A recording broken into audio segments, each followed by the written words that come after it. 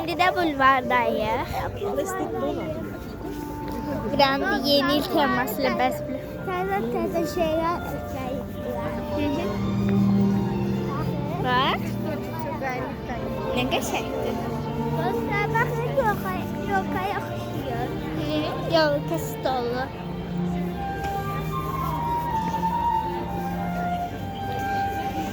Ülkenin Beyga çayın oyunu. Hem ülkeyle Beyga'nın birleşimi.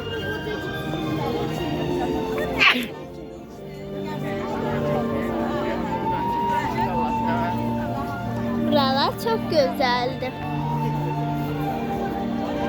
Burada çoklu oyunlar var.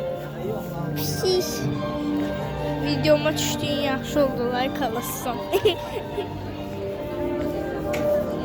Burada da yine həmin şeyler korunduk falan filan ama bunu bulvarda da eləyiblər.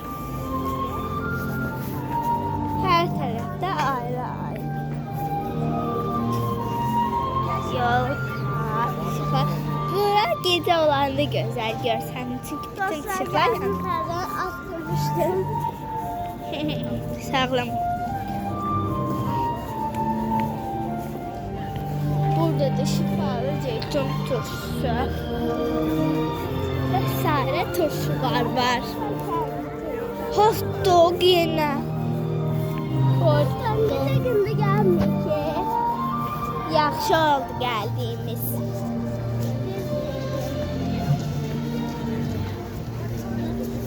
Dostlar, final başımızda bu.